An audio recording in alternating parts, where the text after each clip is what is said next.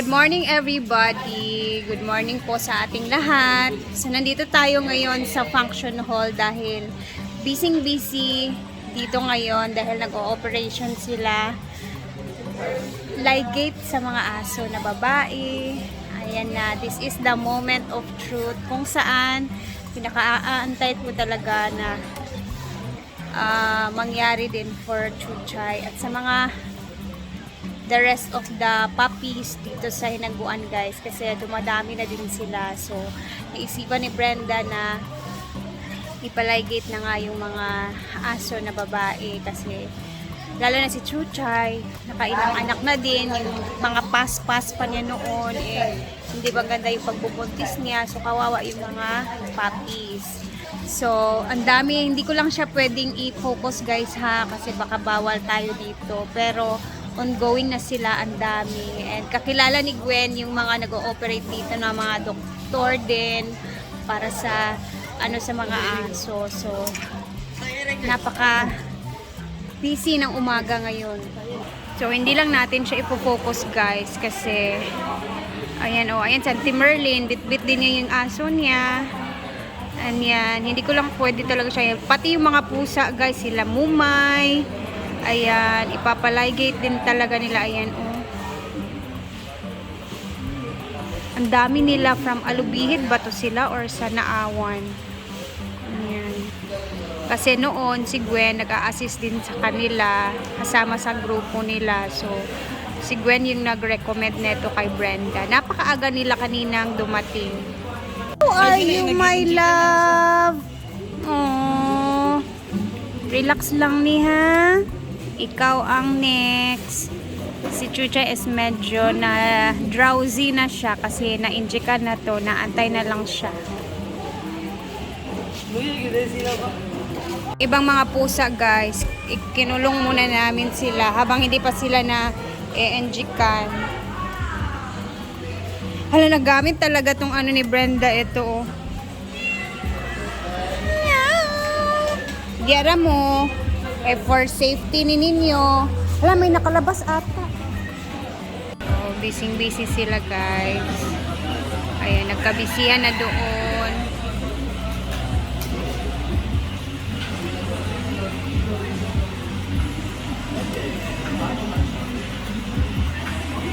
So, umalis na ako doon guys kasi naawa ako pa Chuchay. Dito na tayo kasi since medyo matagal pa yung matatapos. Dito muna tayo matutoka sa lutuan para sa pananghalian ng mga doon sa function hall kasi dito na din sila kanina nag-agahan and then dito sila mananghalian at the same time baka abutin pa ng hapunan. So tulong-tulong kami ngayon sa pagkain nila. Panindi, panitan ka rin.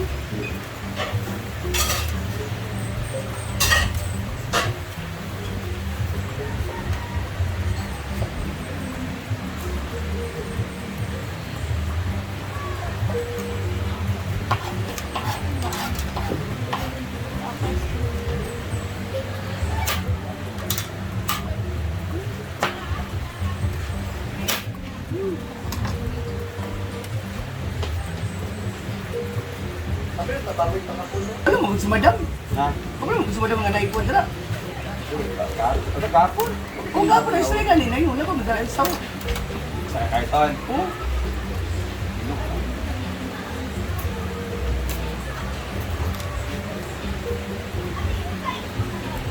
Morning.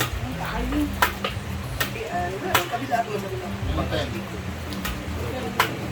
Sila nag-ano ng mga kulang. Pati Ano na? Lutak pa. Ay, Sergeant! Tulog. Ulay na utangon ha? Oh, duwa ka breast. Sige na, Ford. Duwa ka breast. Sige, bye-bye. Dito gabi. Inuupo, busy kayo ngayon. Amo Ano na kami sa ito. ilan? Gabi na mga sa ilan. Uy, Busy kay Nibi. na. Bilang Unsa din ang apas ko nila. Para asa din yung mga bayad kumuha. Saan? Pangsunod. Magpatuloy ka dito. Aw, para sa kuan, yun ang kapon. O ato sa patuloy mga ka. Dili ko. Wala ko hapon. Ha? Hindi kayo maubangan dahil ginasa dito ilan ganin. Ulo din. Tama bala di ko matulog ko. Ana dito na. Ano man sila dyan? Niligo mo sila. Ana yung kapon. Okay, grabe ka nga katubo giday ha kay. Ako na di ba?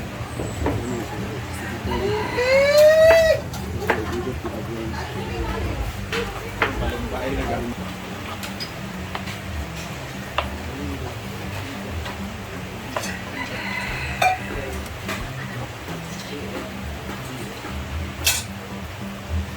Ini pa man kay sa pinitulong ta nato.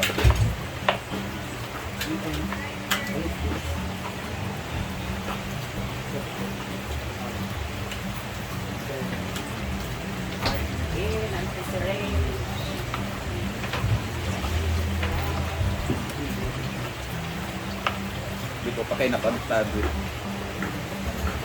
Gwen, pila kay kabok sila, Gwen?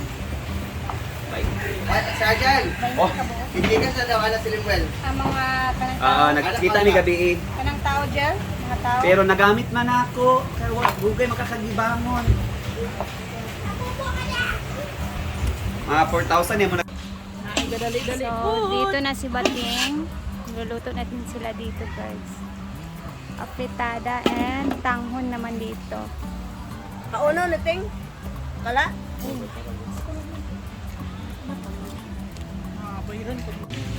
Ako ka lang kay Iwat dito check eh. Ako rin yung pansin.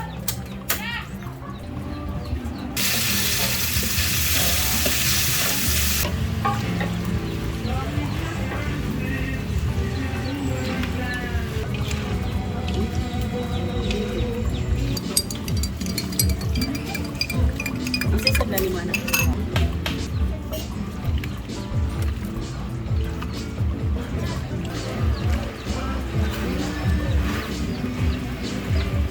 Hindi basta-basta yung ating papakainin kesa sarapan natin ito kasi mga vet yung ating mga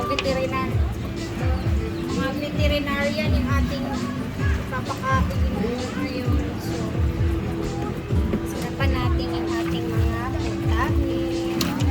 Habang si Bating naman doon guys, is busy din siya sa tanghon.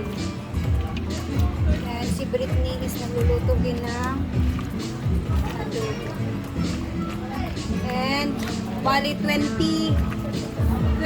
yung nasa function hall na yun ngayon na nag-ooperate sa fly gate ng mga aso, pusa, pati na deworm, lahat na guys.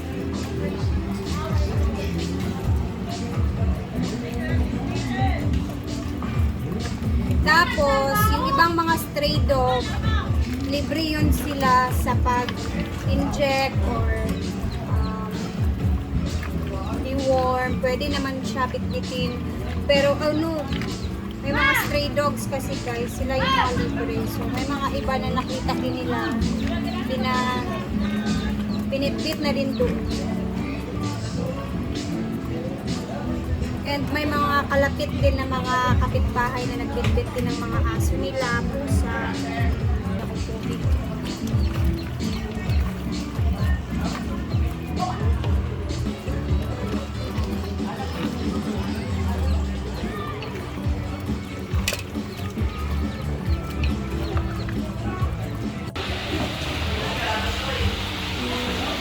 Ready na yung foods nila guys. Ito na yung sotang bihon, chop suey. This is adobo, apritada.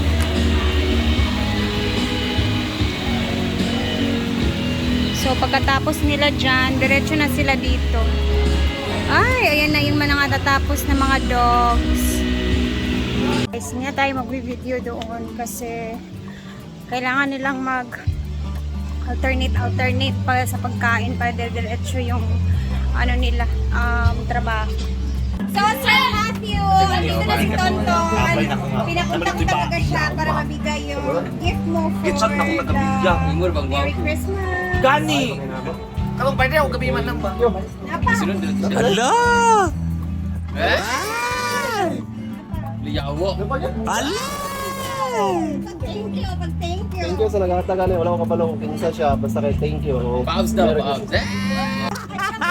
Thank you, Sir Matthew. Sir Matthew daw. Thank you kayo sa nagkatag. Sir Matthew. Matya. Sir Matthew, thank you. Hey! Okay na. Okay na? Tonton, dako kayong bonus. Thank you kayo, Sir Matthew.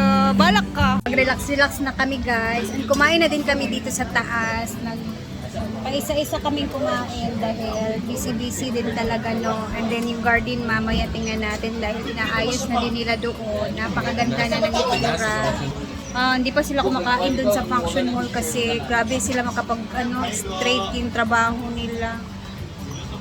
Ay, and then marami kaming bisita ngayong araw. Bongga. And yung ibang mga SC nandito din. Tipon-tipon kami dito kasi yung iba kinukuha din nilang mga prizes nila ng mga nakarang araw na pa-party dito sa farm na hindi pa nakapagkuha ng kanilang mga prizes. So, hanggang dito na muna tayo, guys. And magbisibisihan na naman kami later. Siguro for snack naman yung gagawin.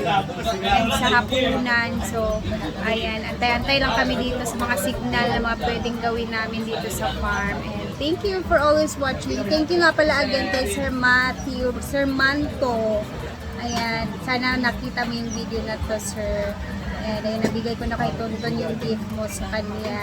And God bless you more. Salamat at ingat dyan. Kasi alam ko, busy-busy talaga ang life dyan sa abroad. And see you later, guys. Ako magbababay muna. God bless everyone at mag-ingat tayong lahat, ha?